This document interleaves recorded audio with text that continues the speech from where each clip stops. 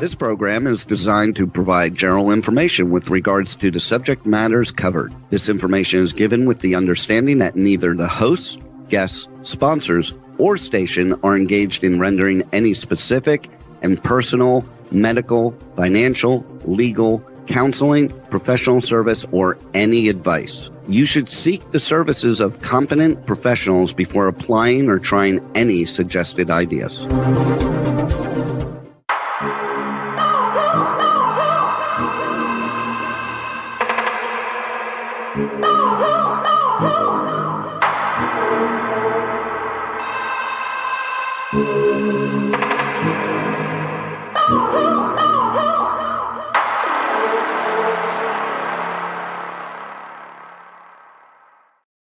Good morning, true seekers and true crime junkies. Welcome back to another episode of Hit the Road Jack, Finding the Zodiac. I would like to welcome to the show today, Terry Batcher. Hello. Good morning. And Harriet Suchet. And again, love you guys. It's going to be great. Yes, it is. We got some interesting things today. I wanted to cover some laundry and research. I think Harry sent me a message. Let me read this real quick. And it said, I think you're talking about the Ramsey note in this message. Correct me if I'm wrong, but you said there are 21 each sets of plain text double L's on the murder note. However, a certain number of them are altered enough to buck the idea that they're serving as double L's. Is that what you're talking about, is the Ramsey note? Yes. Okay. And you said 9 each 11s come from the plain text word will, and 7 each 11s come from will before the word speaking. Now, speaking is only mentioned once in the Ramsey note, right? Right. So what do you mean 7 each 11s come from will before the word speaking? In other words, when you count up to you start at the beginning of the number double L's, which we assume double as ones with what we found so far as an 11 hint. There are only seven of them when you count up to the word speaking. After that, you get the full number. So what you have in summary, didn't do a very good job explaining all that. In summary, you get 21 of them, which is a hint at the game blackjack, or 21. 21, get it? There's 21 of them. And then there's 7 of them that come before the word speaking. So you got a 7-11 hint there. And then you have a 911 hint with the total of the word will. And then the rest of the double letter L's total up to the amount that I was talking about, with there being a total of 21 of them. I counted them several times and tallied them to make sure I was accurate, and I'm fairly certain. So I'm thinking he made 3 hints at those games of, 911 wasn't, I suppose it could be a 911 to be called a game of chance, but the 2 games of chance. In other words, blackjack, and I like the jack hint. I hope you do. And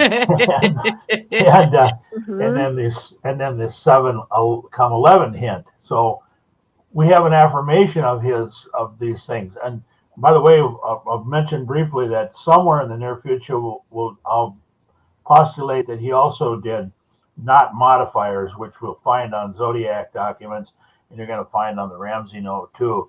Not modifier means you are you're inverting the statement.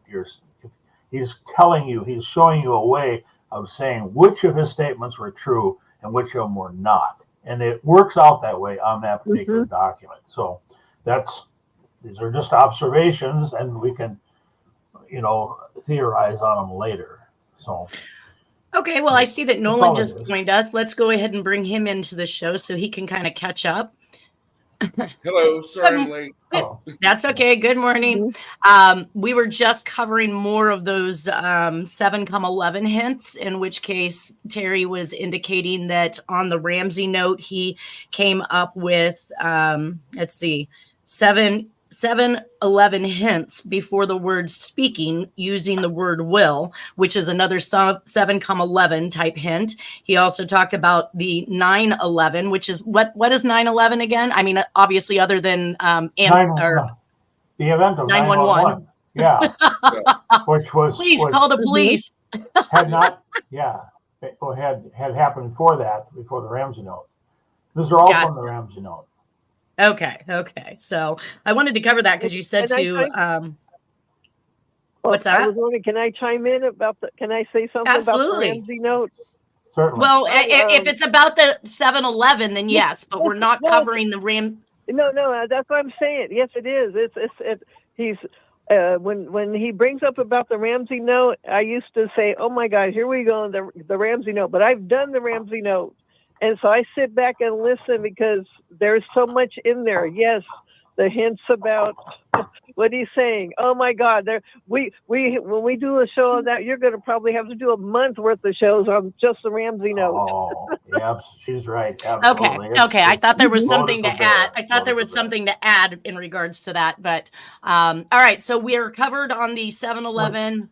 You added a lot yourself, and that when I'd forgotten about Elvis Presley, president, and Viva Las Vegas, and all, I'd forgotten about all that. I was merely linking it to the Paradise thing, and you know, there's a lot of stuff to keep in your mind. And then when you brought it up in the program, I go, oh yeah, geez. So I complimented you for that, Nanette, and that was great workmanship on your part. So I don't know what I figured out. Most of these things come from you guys, and I just kind of fit the puzzle pieces together. Your memory is pretty good, though. Your memory is really good, is what I'm saying. You brought all that up. Well, then let's go to that. Actually brings up my next point for laundry this week is memory. Let's go to the PowerPoint presentation because let's see here. I'm gonna get one more thing to say, just for this record. I'm getting distortion out of my right ear and I don't know what's right or left ear in my connections, but I believe I've sorted out. And I don't know where that source of that distortion is coming from, if it's my equipment or it's on the recording. So just so they know, it seems like the left ear. To me. The left ear sounds fine to me.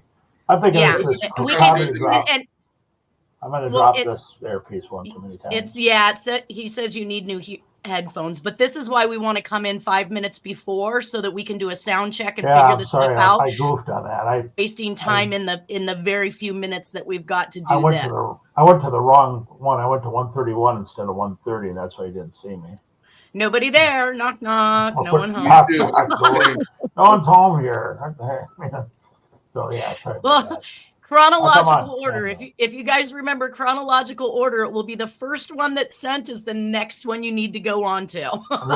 Yeah, exactly. I'm just going to come on 10 minutes early at least from now on. So. All right. So up on the presentation, I was reminded by a listener who had sent me an email this last week in regards to the Humble oil reference I made. Now, way back when I was putting this presentation together, I was collecting a lot of research. I was going down a lot of rabbit holes. And if I thought it was pertinent, I smacked it into the presentation. I kept bumping this one out. This technically should have been back inside of the Zodiac murders, specifically the Lake Herman Road murder, where I was referring to Humble oil. Now, the YouTuber had mentioned, I think you mentioned Hummel oil on Pod Friday. The first Zodiac murders were at the gate to Humble oil in Benicia. Witness James Owen worked the night shift at Humble and lived in Vallejo. Many Humble workers used the Lake Herman Road to get to work. Tony. So I don't know who Tony is, but I do want to give him a shout out and say thank you for giving me that simple reminder. I had long since forgotten about having read that, and it really did kind of ring a bell for me because then it made me realize why I had actively placed this into the presentation. So it's not eerie. I mean, if we follow all the clues, like if I count them down as far as Humble is concerned, the fact that it was purportedly done at the gate of Humble oil off of Lake Herman Road, which I know that Harriet and I have been out to the location, and that actually backs up to a lake. That particular road backs up to a lake, correct, Harriet? I don't think you and I were there, but yeah, it does because there's a lake. I used to live in that area, so we did go there. We visited the visiting station to Lake Herman Road or to Lake Herman. So we were there at the phone booth. We were there at the gate. No, that wasn't me, but that was you. I have pictures, girlfriend. We did it together. No, not in Vallejo. Anyway, it's not in Vallejo. It's off of Lake Herman Road. Off of 680. Yeah. off of Yeah. 680. Remember, we were checking out that roundabout on one of the overpasses where you thought initially they had buried pretty much that area with. No, that wasn't me. Because I only went up with you to the Sierras. Okay. Yeah, this was yeah. All right. Anyways, moving on. Basically, Yeah. no, I didn't go visit it myself, but so Yeah, Humble Oil. You were I want transporting. to. Okay. If you don't remember going, that's fine. That's fine. Humble Oil has several references. So, albeit this person has now mentioned probably the first clue to Humble Oil based on the fact of where these murders occurred, I just figured it was a lover's lane. And where I was at, it was gated off. You couldn't make it through this particular area to go back into the lake, but you could go to the visitors section where there was actually a phone booth, an old school phone booth, a perfect place for somebody who is traveling around in a makeshift bus like Jack is to, post up for the night. Who knows? I don't know if he ever worked for Humble Oil or not during this particular time frame. I was under the impression he was up in Nyack in 68, 69, but who knows when he actually came back to this area. But Humble is mentioned also in a letter to Tom Voigt, where he says, my humble offer. He's trying to offer his story to Tom Voigt so that it's told correctly for a movie. So that was my first inclusion of Humble.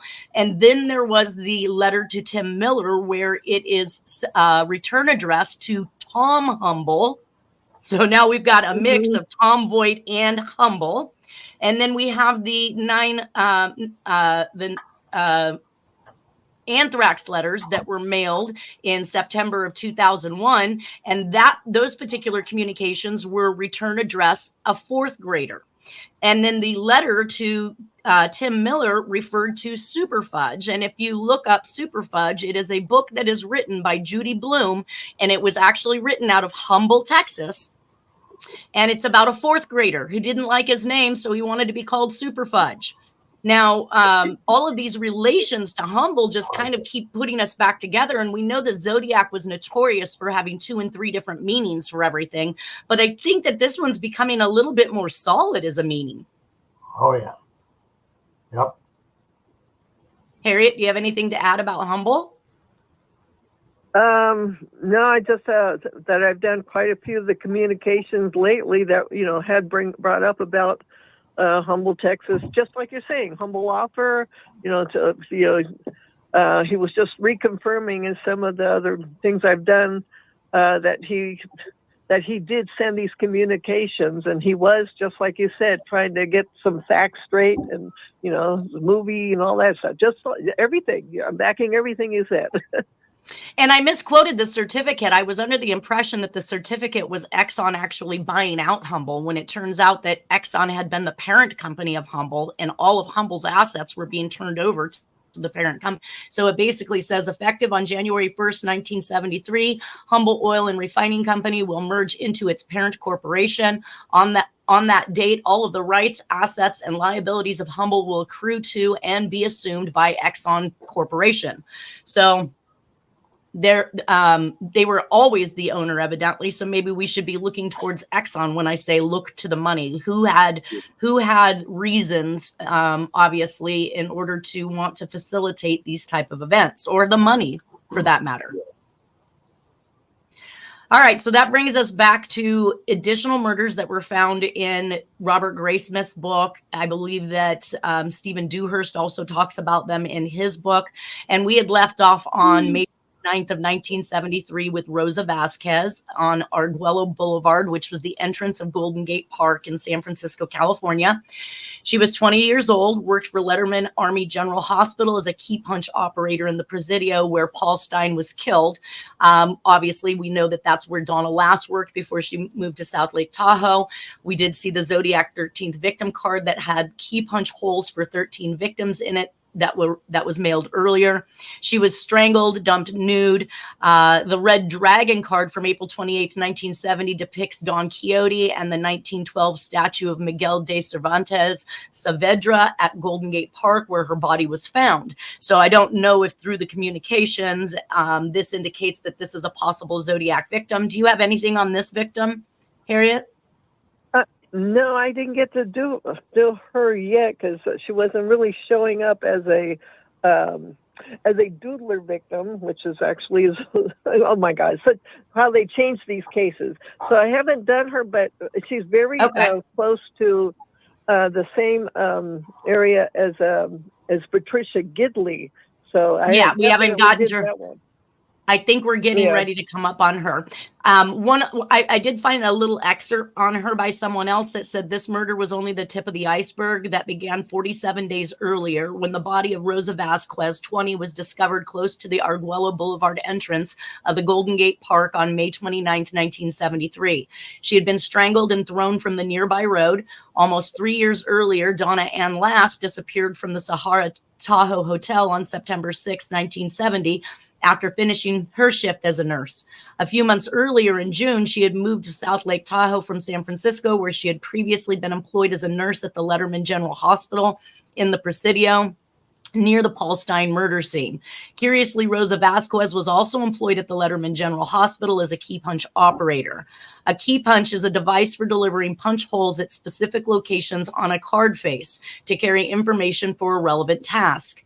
This was apparent on 2 cards possibly sent by the Zodiac when the 13-hole postcard was received on October 5th, 1970, along with the Pines card on March 22nd, 1971, albeit prior to the murder of Rosa Vasquez. She was also a resident of 834 Bush Street, close to the collective of the Good Times newspaper at 2377 Bush Street, where Zodiac suspect Richard Gaikowski worked as an editor for the publication, although the Good Times had produced its last offering by the turn of 1973. So, of course, they are trying to hint back at that Richard Gaikowski connection simply because he worked at a location that was down the street. I know I've worked at plenty of locations down the street from people that I have never met, never seen, didn't even know existed. So there's a good possibility. While he worked there, he had nothing to do with it. I have a quick point. Yes. IBM developed the punch card system. And didn't Jack have affiliations with IBM? Yes, he was very, very astute with computers and technology. Do Okay. any of you make anything of the 13 number on 13 punch holes? Is there any circuitous evidence there? Just victims, number of victims. I mean, number of victims, but it stated that the it's to carry information for a relevant task. So what do you think about the hole punches, Harriet? Just like they're saying that it has something to do, if I remember correctly, this might also have something to do with what Patricia Gidley did. So that's pretty much it. It's just all computers that NASA would be using, for programming. So that's pretty much my take on that. Okay. Because he's hinting a lot about what's going on, and NASA was definitely the ones using computers, and so was the military. Correct. And then you also have the Presidio right there. A lot of stuff going on there at the Army and the hospitals and so on. So everything computerized. No, I'm sorry. Go ahead. I was just going to say that everything that was being done there, in the military, the Presidio, they would be needing to use those programming cards for the hole punches, and you can also send messages a certain way if you punch the holes, everything in code. So, and that's pretty much that could also lead back to, I think, like the task circles that were used in one of the Zodiac ciphers, which were then figured out to have been booze balls. Harvey or something. They were how the task was, whether or not it was partially done, halfway done, 3/4 of the way done, or whether or not it was the contract was completed. So maybe research into what these particular hole punches stand out for, if they are meant for a task. The only point I want to make is that I myself am paying attention to numbers involving all this stuff these days. The number 22 caught my attention on the last page. I won't go into why today. And the number 13 caught my attention. And for other reasons we don't need to go into right now. We can talk about those at a later date. Gotcha. Because okay. I'm seeing duplicity on it. So that brings us to the next murder on June 12th of 1973, Yvonne Quillentang in the Bayview district on in a vacant lot. So kind of like the whole Black Dahlia and a few others that are just dumped in vacant areas. Hunters Point equals the Bayview district. She was 15 years old and pregnant. She was strangled. She's possibly a victim on the murder map of Sandy Betts. It says 12 days later, a pregnant Yvonne Quillentang, 15, from Delta Street was found strangled in a Bayview district vacant lot on June 12, 1973. She had been out to buy groceries. So again, another person just up and missing. Well, not missing. She obviously was found, but dead. Another person dead. And then on July 1st, 1973, we had Angela Thomas seen leaving the Presidio at 9 p.m. I do have an excerpt from Dennis Kaufman's book that says during 1973 to 1974, Jack made several trips to the Veterans Hospital in San Francisco. Angela Thomas was killed on Saturday, July 2nd, 1973. I show July 1st. He shows July 2nd. It shows that she was smothered. Jack was in San Francisco on that same day. He was having a test done at the VA hospital. Angela's a possible Zodiac victim, and I think that he got that through Robert Graysmith's book as well. It says that she was a resident in Belton, Texas, who had traveled to San Francisco for a brief visit. Found Benjamin Franklin Jr. High School. We have another school reference. She was found naked and smothered. Angela Thomas's father was an Army sergeant stationed at the Presidio, and this one is listed on the murder maps of Sandy Betts. So finally, Angela Thomas, 16, let's see, traveled to San Francisco. After a day out in Hayward, she visited friends in the Presidio district, but neither of her friends were at home, and she was last seen walking away at 9 p.m. on Sunday, July 1st, 1973. She was found naked and smothered the following day in the grounds of Benjamin Franklin Jr. High School. All four of the murders that we just covered in the San Francisco area had a military connection, a trait often associated with the Zodiac killer. Due to a number of factors, including the wing walker footprint impressions taken from the Lake Berryessa crime scene and possible links to the Vandenberg Air Force Base, due to the lot number of the unspent ammunition at the scene of Domingos Edwards' murders in 1963. I did find a little bit more information on this gal here from another poster who said Angela Thomas was 18. Now we're getting, this is sometimes when I get a little concerned about the stenographic information, Harriet, because the information that's being produced, whether it be through the news or other people, reporting back what they believe they knew or researched, it's ever changing and it's never the same between two. So how do you know you're working with the best information for those stenographic codes? Oh, well, you mean the ones from the evidence? Because I'm often finding that they're just like you're saying, that there's two different versions. Like Sam Jones said that he saw the victim 2 feet from such and such. And then Officer RFJ saw the victim 2.5 feet. I've just put both information in there. If I'm seeing it for like looking at somebody's books or now their websites, and I see the same information, pretty much whoever they are relaying this information, I just then it comes out with just amazing, much more details.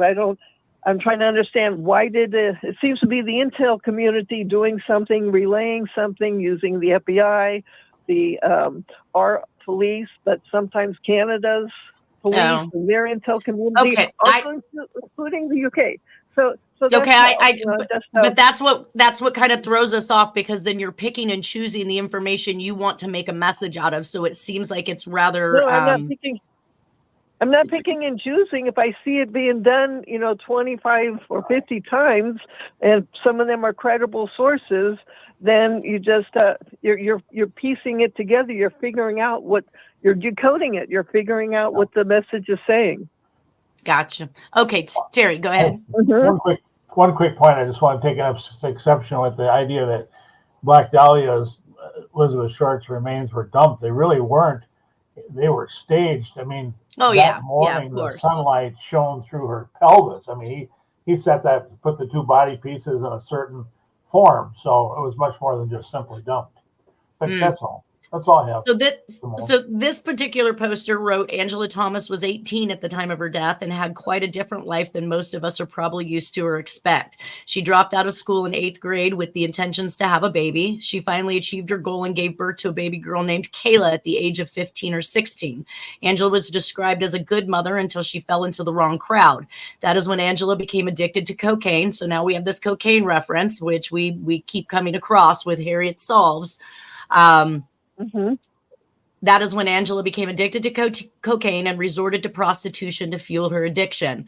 Kayla, who was 2 at the time of her mother's disappearance, was cared for primarily by her grandmother, Ashley Winslow. Angela did not come around often, but she made sure to call and check up on her daughter frequently. In February of 1990, she was arrested for drug trafficking. In 1990? That doesn't make sense. No, that makes absolutely no sense if she died in 1973. So this is how I'm saying, how do we decipher what information? So in February 1990, she was, maybe that should have said 1970. No, she would have only been 15 at the time. So this person is indicating she was 18 at the time of her death and 15 or 16 when she had her child. So again, the information is so skewed, it's really hard to kind of go back and put these pieces together. It said, okay, in February of 15, that would have made her about 15. She was arrested for drug trafficking cocaine and had served 5 months in jail before being acquitted of the crime. Ashley said this made her daughter hard, and she believed jail made her daughter's situation worse. Regardless of all that, Angela tried her hardest and even attended a detoxification program at a fellowship house in Lewiston. Despite all her efforts, Angela unfortunately fell back into old ways and was soon on the streets again. She became very distant from her mother, who did go looking for her daughter, but could easily tell her daughter was basically running away from her. She did not want to be found. Ashley's best guess on why her daughter did not want to see her was, she didn't want me to see the way she was. Angela Thomas was... Okay. Angela was last seen entering an apartment, apparently apartment 2A at 73 Knox Street in Lewiston in Lewiston. What? No, it feels like we're in a completely different area. This is a different Angela Thomas, yeah. Huh. Not surprising with this stuff. Yeah. No. Right? Right. All right. Well, I'm going to pass that one up then, because it looks like that. Yeah.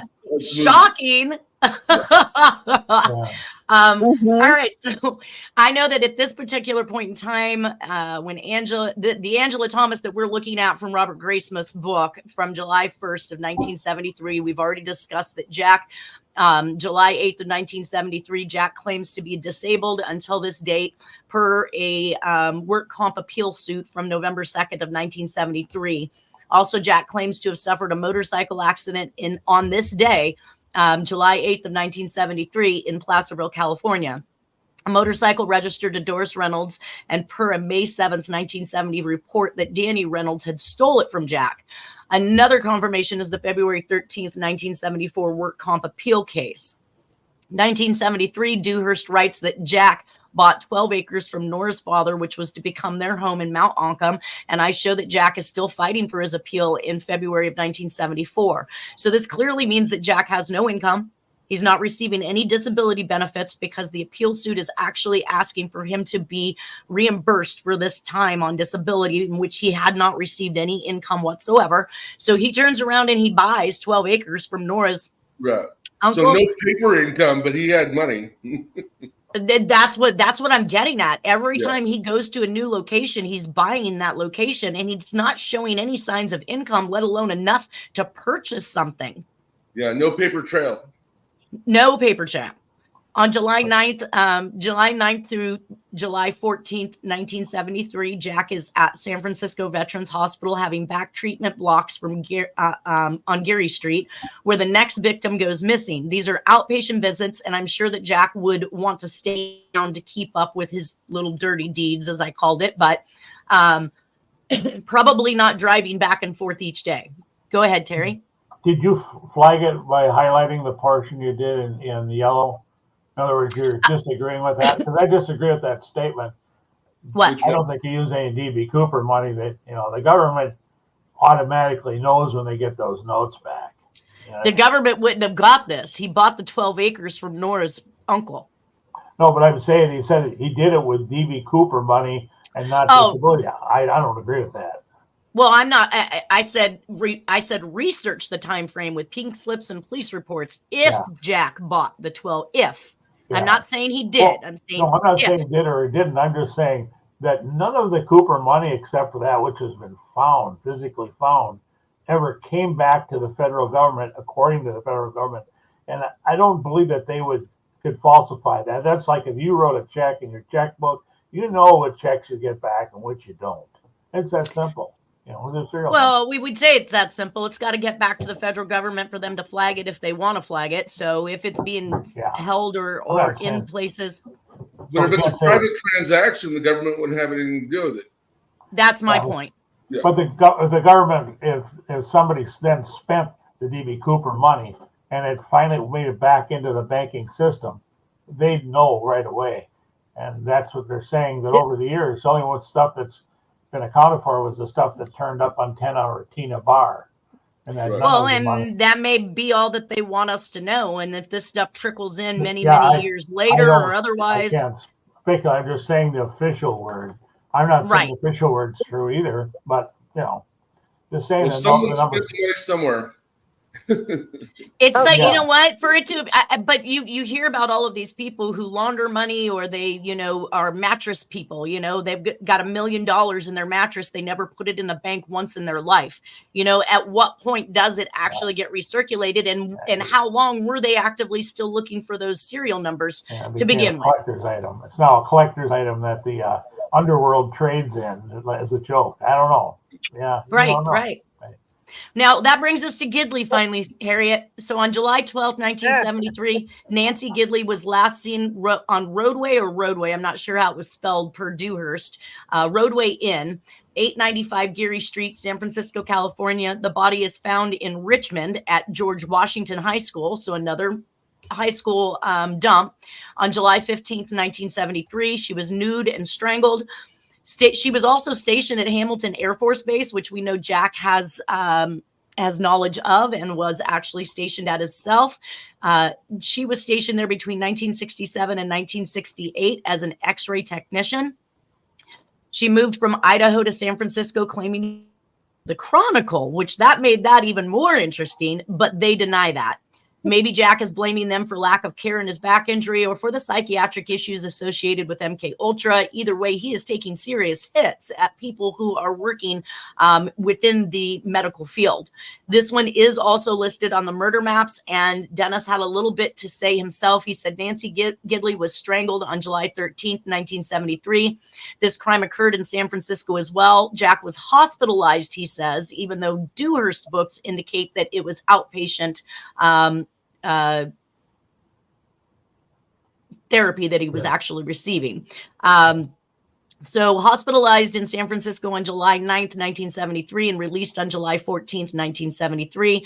The very next day in Santa Rosa, Davis, Caroline is reported missing. Sometime later, her corpse is found.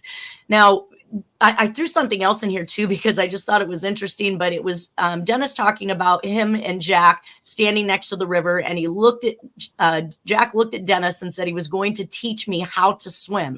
He grabbed me and threw me in and said, "Swim or drown." The river was very swift, and I remember finally making it out way down the stream. Looking back, I don't think he planned on me making it out of that river. When I came walking back, he just kind of played it off by telling me that was the way his dad taught him how to swim. Oh, Gosh. That was common.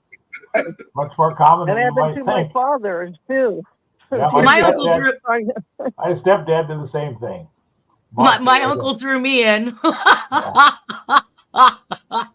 Yeah. Not so strange, but in the whole scheme of things, we didn't have a possible killer that threw us in.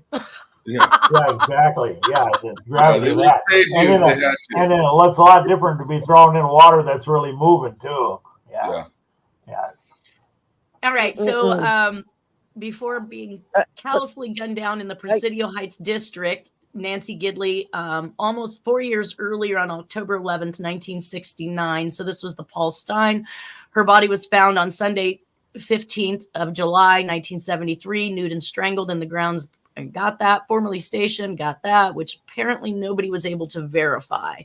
X-ray technician arrived in San Francisco in mysterious circumstances, supposedly invited to be the maid of honor at a wedding, which apparently nobody was able to verify. Yes. What's that? Where I can come back. Yeah, that's she was the maid. She was attending the wedding for somebody related to Bracewell, Ronald Bracewell.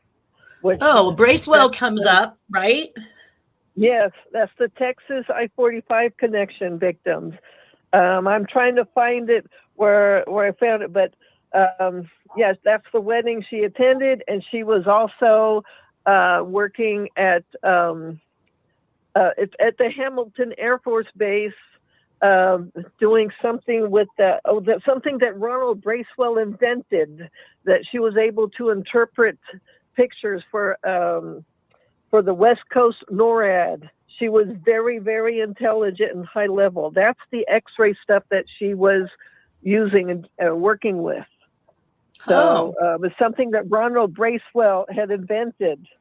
So do you have a solve on this one?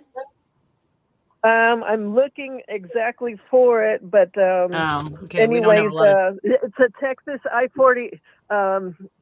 Robert Abel knew Ronald Bracewell and the NASA connection there, and he allegedly, according to the solve, also attended that same wedding that has to do with the family members, and that he's the one that killed Patricia Gidley, but Jack and his crew had the information.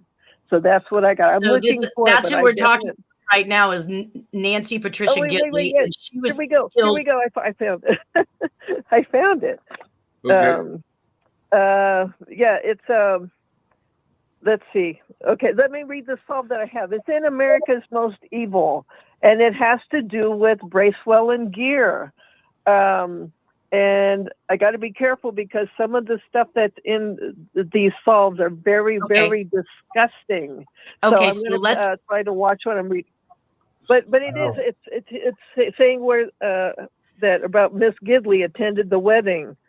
And, okay, so read it. So read it. We need to read it. I'll do it real quick. Yeah, it says. Then this is from the Texas I-45 killer victims, Bracewell and Gear, 1974. Evidence and clues.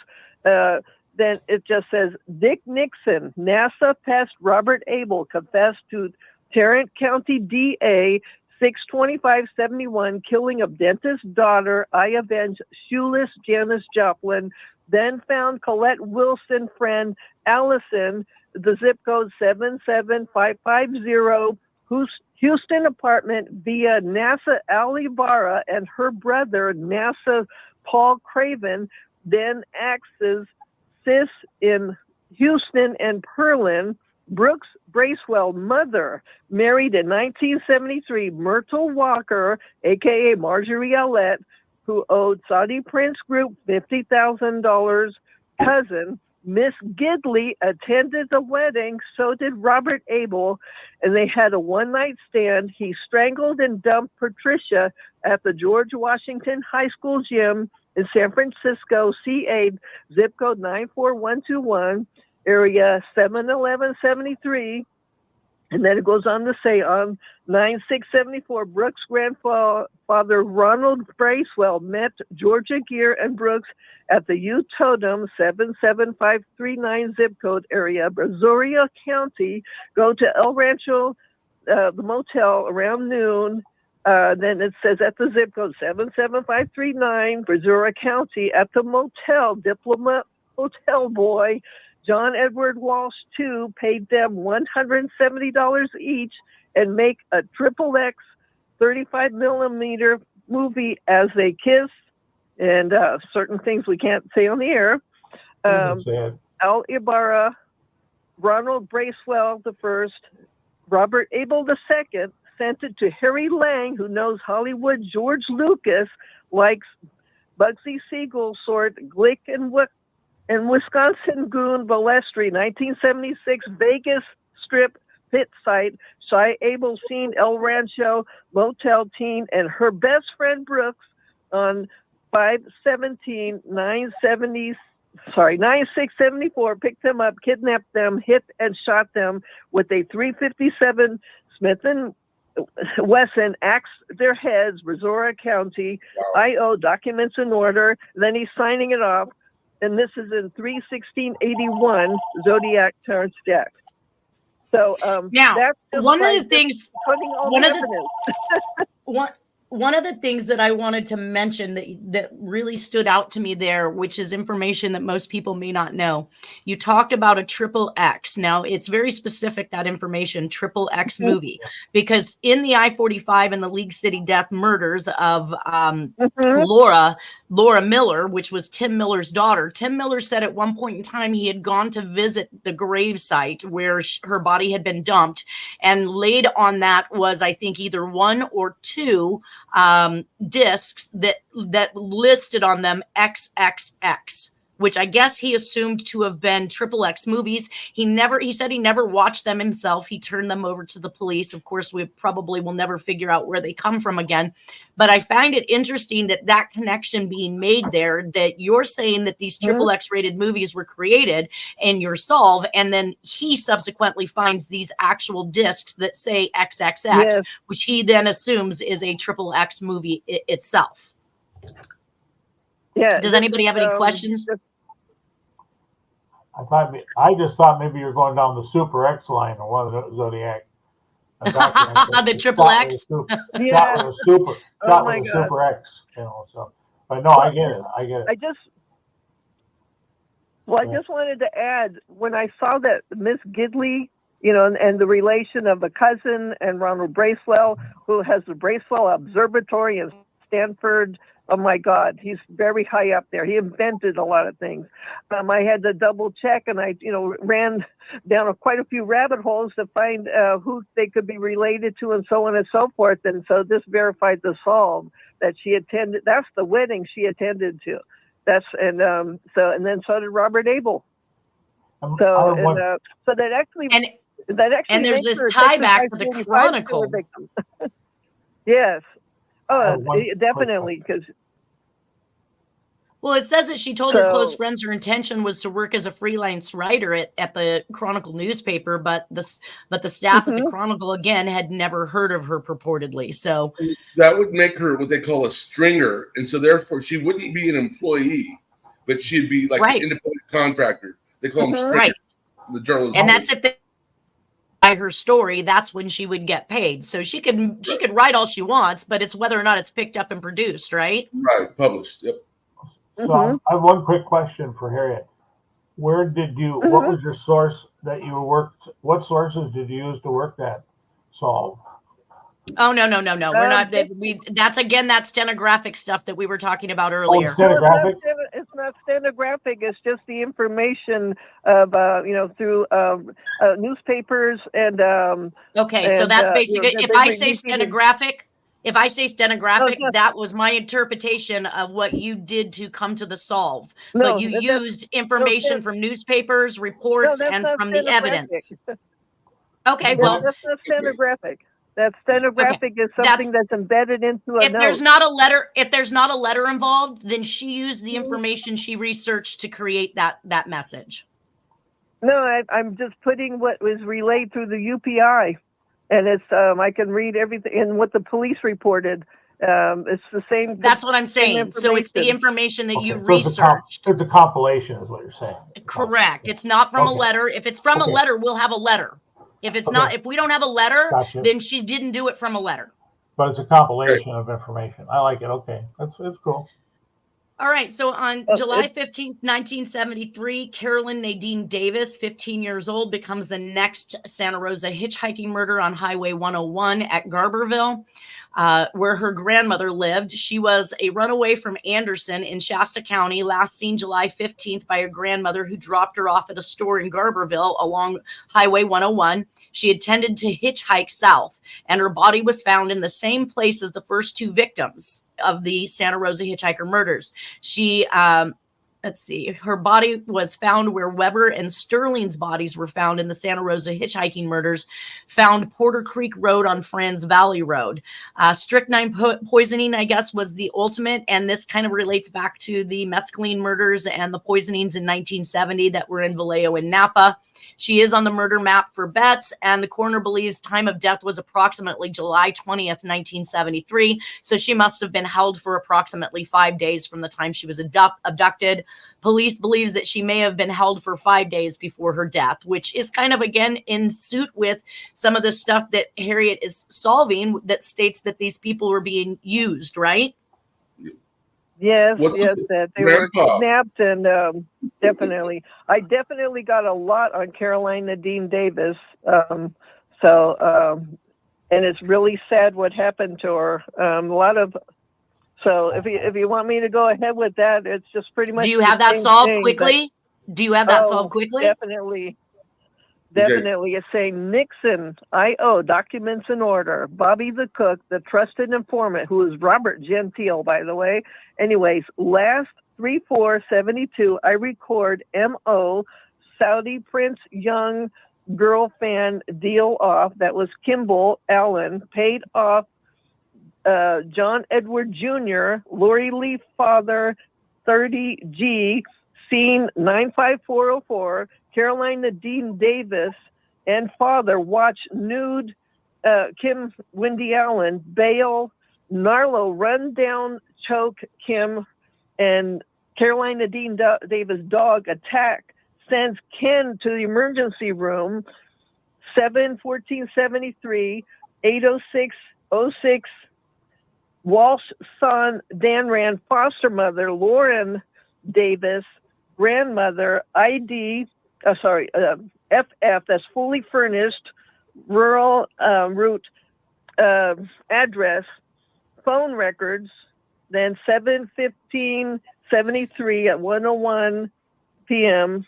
Ursuline stepsister Reve give Davis ride 954 Garberville to Modesto 3:58 and 10 seconds p.m. Santa Rosa offer Fad lip gloss made from peyote, 8 meal laced with strychnine, and afterwards Davis, OD, and Ken Narlo throw from car at 19:36:09 p.m. That's like 7 p.m.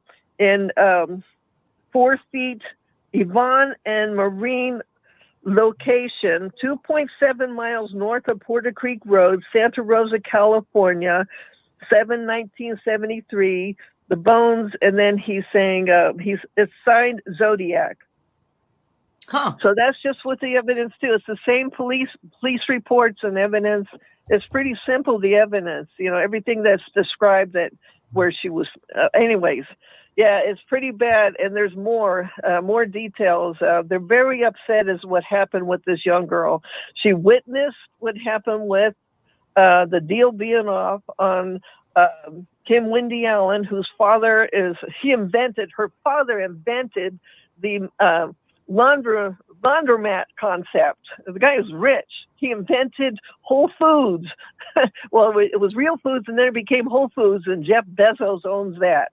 Anyways. Okay, so we got about 2 minutes left. Is there any questions in regards to that solved? No, okay. I got about 2 minutes left. I'm going to try and jam through some of this information. So on July 22nd, 1973, we have the murder of Nancy Fusey, found in Redding, California, after going dancing in Sacramento, California. She was stabbed 29 times. The cause of death was obscured by decomposition, but I'm betting that the 29 stabs is probably a pretty good bet. Found near Redding, California. Mike Fusey is a son, or let me see, McNulty's oldest brother, 44. So Mike Fusey, son of Nancy Gidley, told jurors that he was 7 and Angela was about 5 when their mother was murdered. Nancy Fusey, 22, was living with her 5 children in a hotel room. Now she has 5 children at the age of, do I even say 22? Nancy Fusey, 22, was living with her 5 children. I know, in a hotel room after separating from their father over abuse and unfaithfulness. Hadley had said earlier she disappeared in 1973 after going out dancing at a Sacramento area nightclub. Now, I don't know who's watching the 5 kids back at the hotel room, but hey, girl, get your book on. It wasn't me. Let me. Okay. So I think that's pretty much it. Our recording has gone over the 50 minutes. We were just about to hit the Albany, New York letter. So I will see you guys back for the next one. Everybody have a great weekend. Take care. We need to sign off at this point. Thank you guys for being here. Bye Anybody now. want to say? Thank you. Bye now. We'll talk to you guys soon. Take care.